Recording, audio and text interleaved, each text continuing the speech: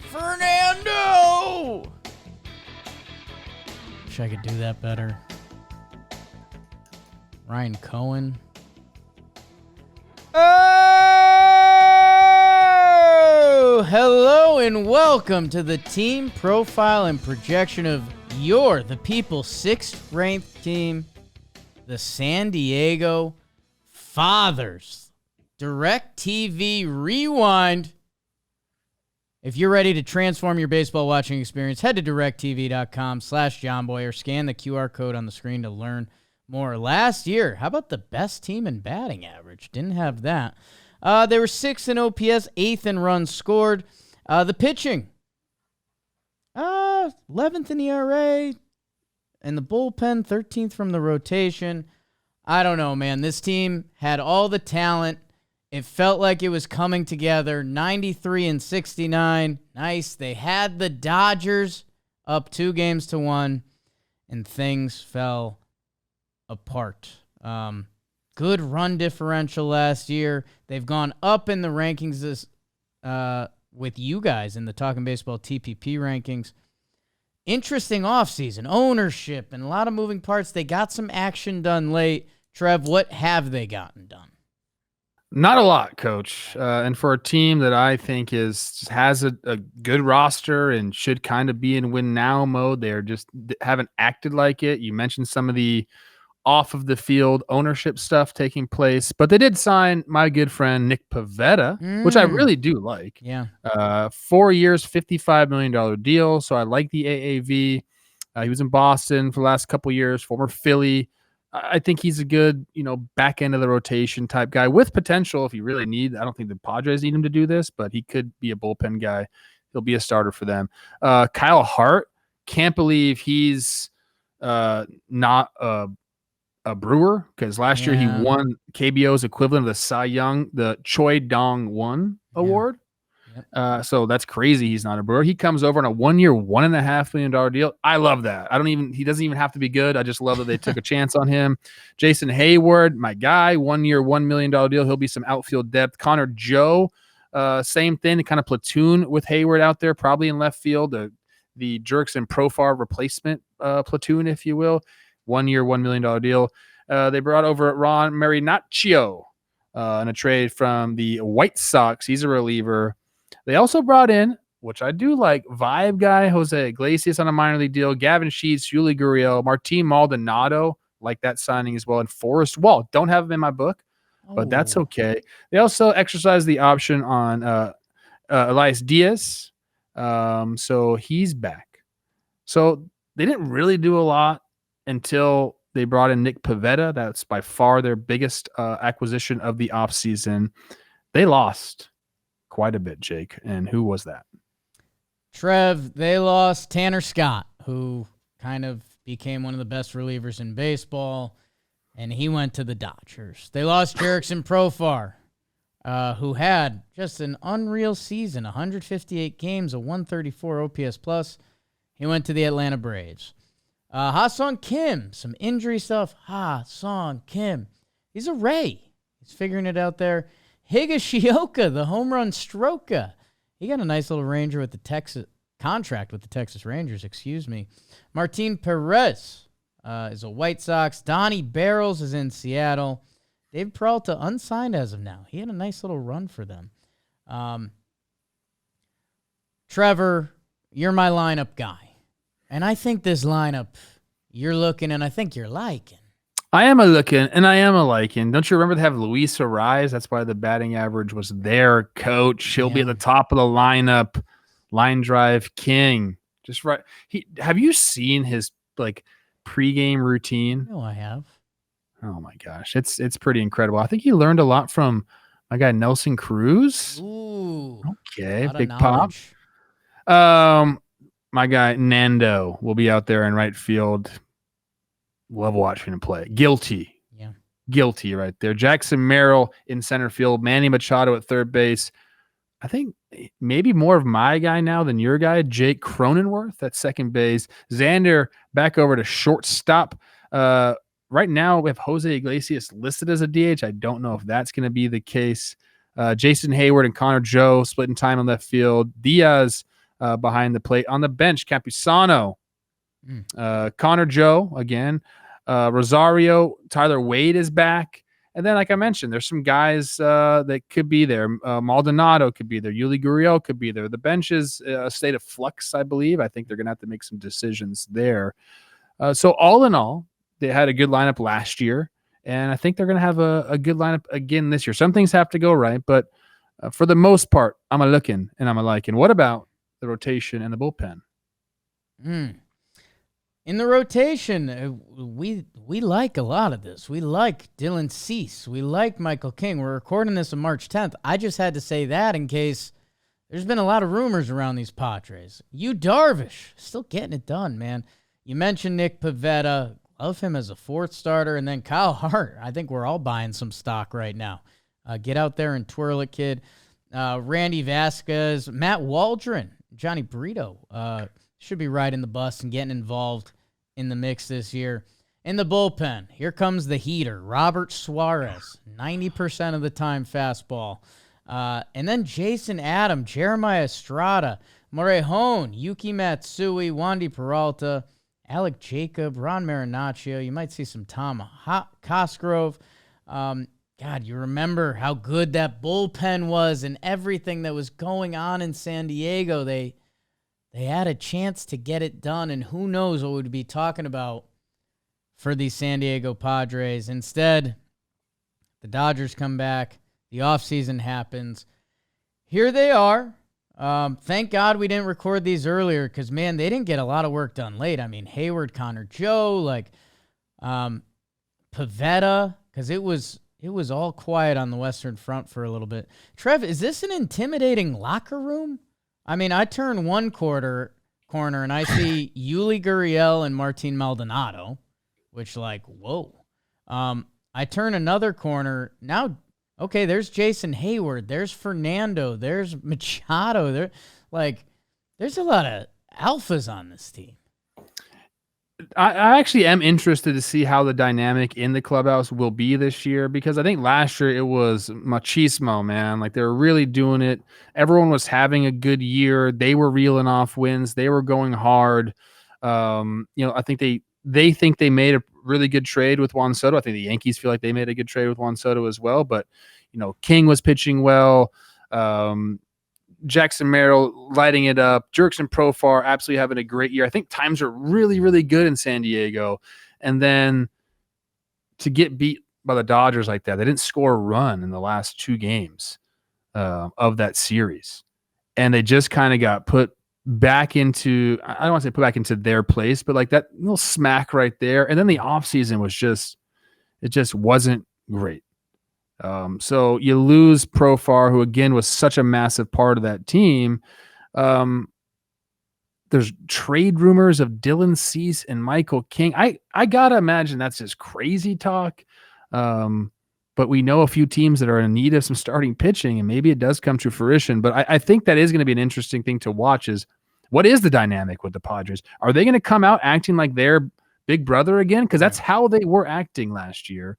And then it just didn't end up that way. And we know what the Dodgers have done in the offseason. And, Sasaki was in a freaking Padres uniform throwing on the field, bro. And then all of a sudden he's on the Dodgers, and your best reliever goes to the Dodgers. And it's the other, I think it's going to be interesting to see how they act. I still believe there's a ton of confidence there. I think they're going to be playing, with that brand of baseball. But it's got to be in the back of their head a little bit that things are not exactly where we want them to be. Yeah, it's an interesting thought process because, anytime that the Dodgers have come up, we've talked about how good they're going to be and how lock of a good they're going to be. That, this Padres team, they could be a little fragile. That's tough, man. The Yankees got dunked on all offseason because their defense was part of what blew the World Series. The Dodgers were celebrating that after it happened to San Diego. I mean, it was dark. It was dark. It was the guys that win the division every year, and you had them, and you had one at home, and then you still had a chance on the road, and it didn't happen. God, I don't I'm a little worried. To see them ranked 6th when I don't know if they're better than the Diamondbacks. Like I there's part of the Diamondbacks I like a little better. Jurickson Profar was so good last year, Trev. Jurickson Profar was so good last year. Ha-Seong Kim, even when he was banged up, he was just a weapon for that team. That I don't know. I think question marks are fair. I think division comes into play. At the same time, I've been one of the guys, every time Fernando's gotten brought up this year, after watching what he did in the postseason, he's got more in the tank in the regular season than, where does OPS land? 833 last year. It's a pretty dang good year. That's good. That's good, but this is Fernando Tatis. This is lock him up for Agreed. a decade. This is $300 million. Like, this is like move off shortstop because we'll just go hit in the outfield. And 1.014 when the pitcher was behind in the count with his slugging. Like that a lot. I don't know. Can I tell you what I think needs to happen? Please. I think Manny Machado needs to take the reins. Not that he hasn't already, but Manny Machado's only 31 years old, but 3-2. It's fine. Is he 32 now? Yeah. Okay. He's been around the league for 10 years already, maybe even more. Plus 13. 13.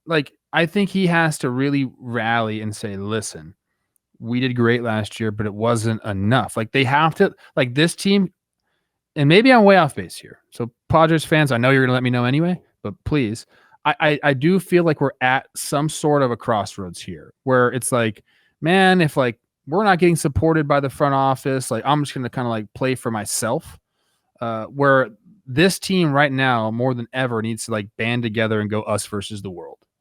And that doesn't always happen in the clubhouse. You'd think that's hey, yeah, of course we're going to go out there and try to win the World Series. That's not really what I'm talking about. I'm talking about, guys, okay, Padres fans are going to hate this, dude, but the Dodgers last year, okay, during the playoffs, when they had a layoff, they were at the field all day, every day, reenacting like they were actually playing games. They said to each other, forget about your families right now. It's about us, and we have to maintain what we got in here. Give us 3 more weeks, and look what happened.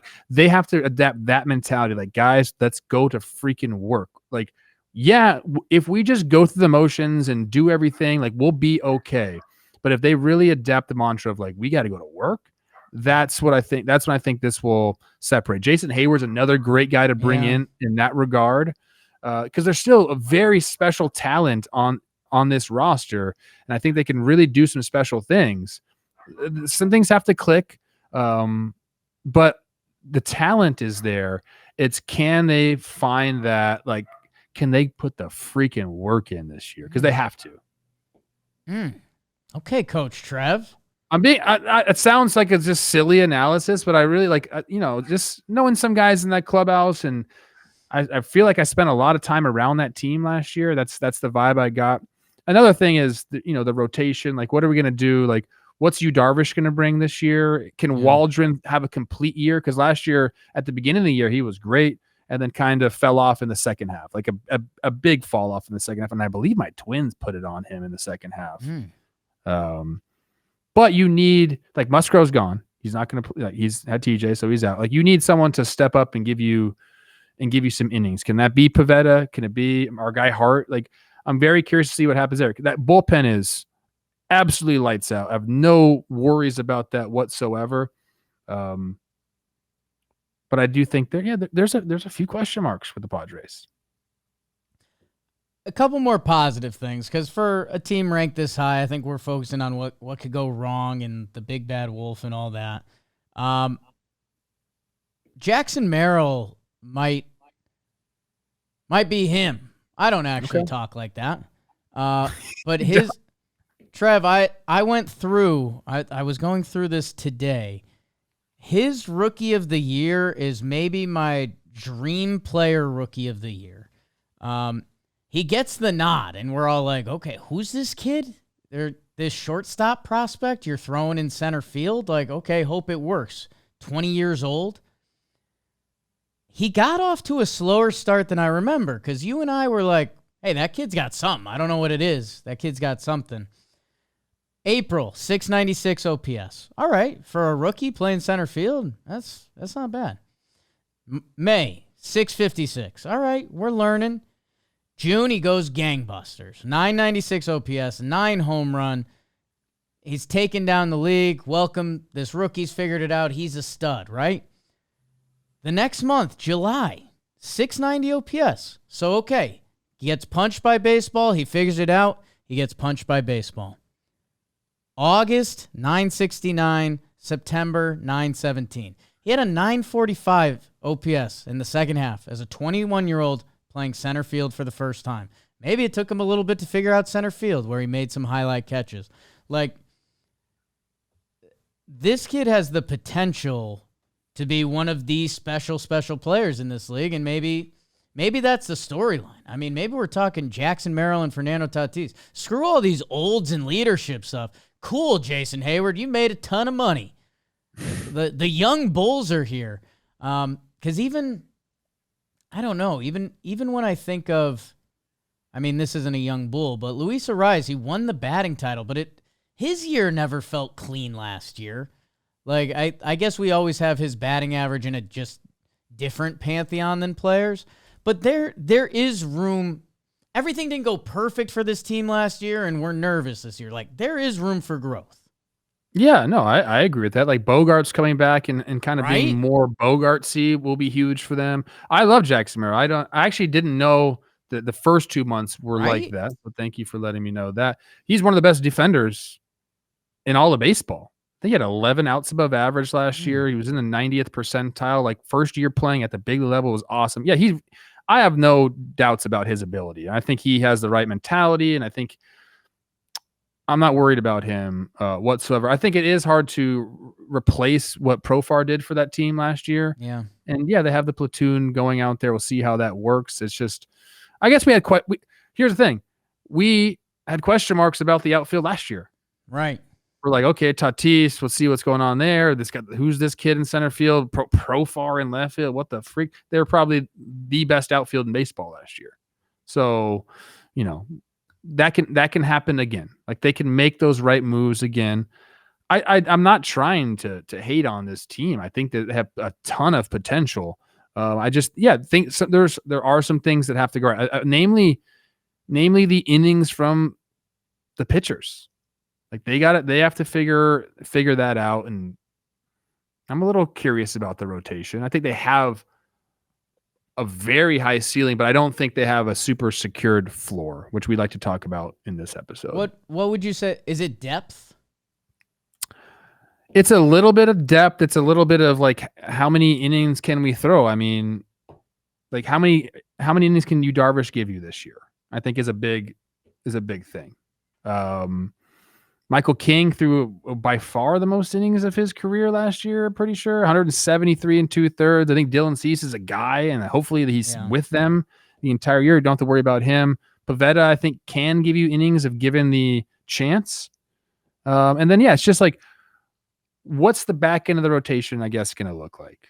Is my question mark. They have bodies there. And again, we're at the upper echelon of teams, so I am kind of nitpicking here a little bit. But I'm trying to figure out what can get the Padres back into the playoffs and over the hump and the monster that lies ahead in the Dodgers. It could just be a 7-game series, and if they freaking win it, that could be the recipe. But I'm just wondering out loud about some things. That's all. I think it's all fair.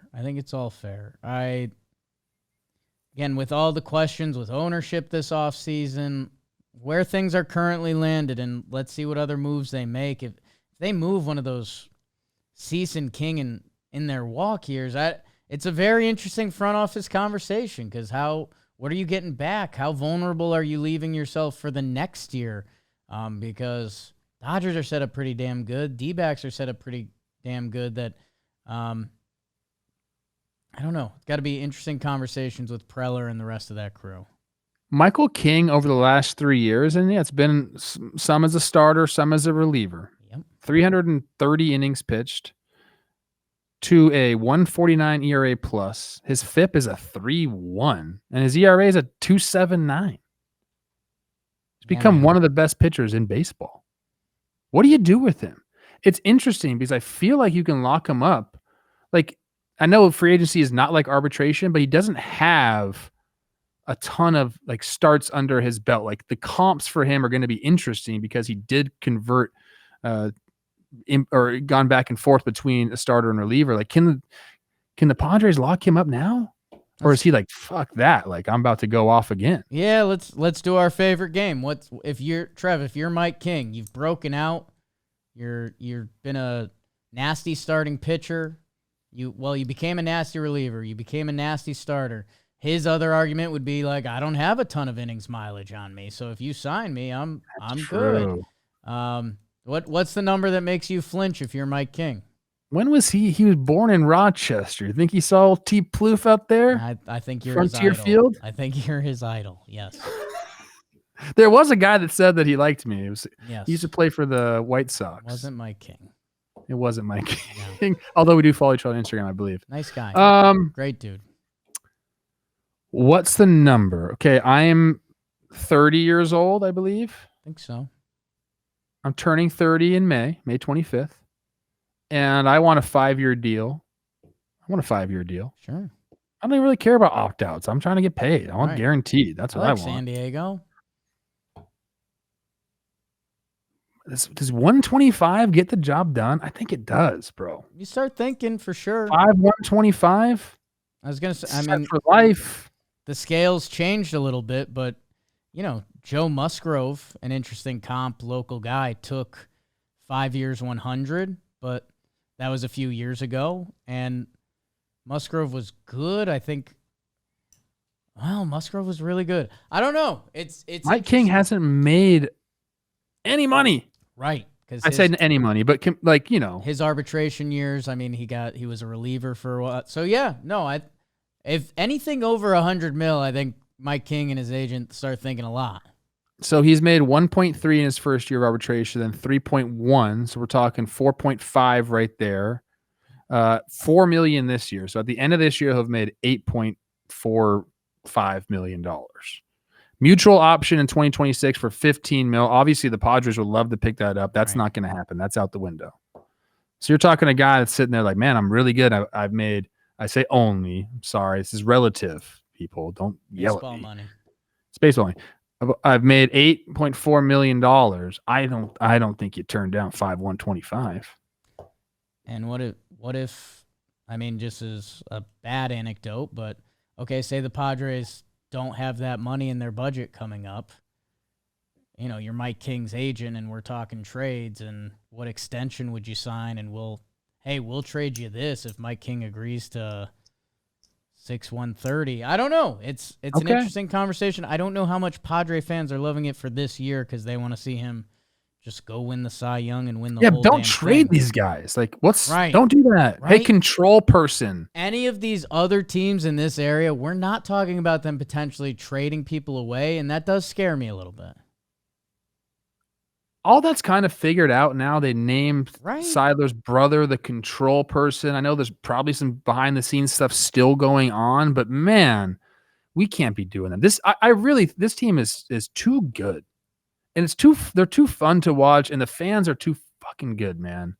We can't do that. Jake Cronenworth, great guy, great name, got married this offseason, so that's big. Tyler Wade is back. Hot.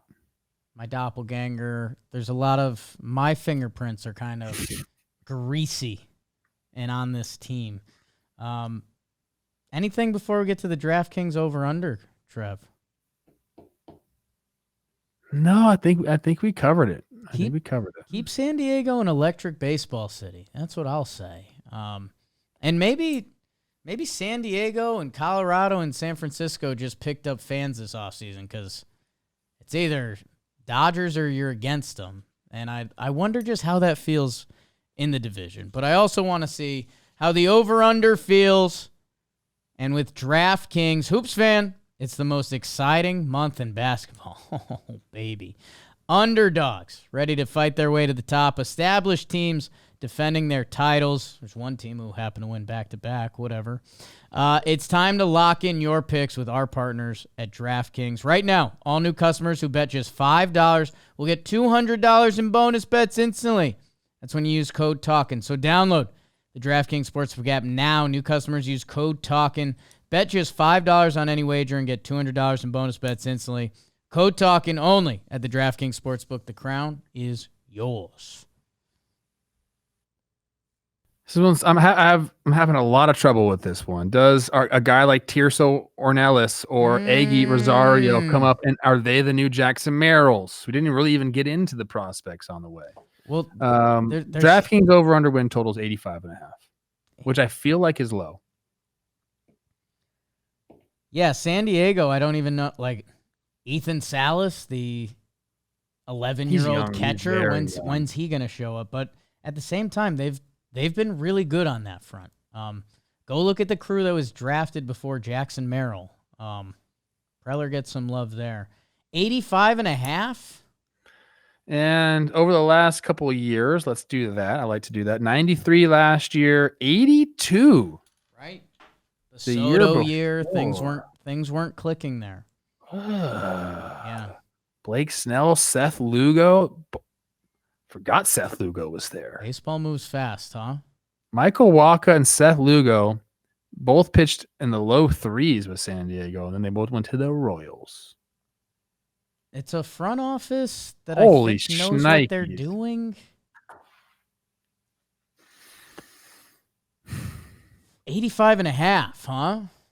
85.5. I wish I didn't see that 82 number right there. I kind of forgot about that year.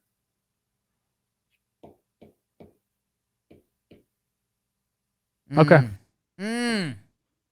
I see the sides to both answer. Of course you do. Okay. In 3, 2, 1. Over. Under. Trev, I hate this line. This is one of my least confident ones. I guess I'm very worried. Like the wheels could come off with 1 or 2 injuries. This is such a top-heavy team, and that's something like you and I aren't daydreaming about that when we look at the Padres team profile and projection.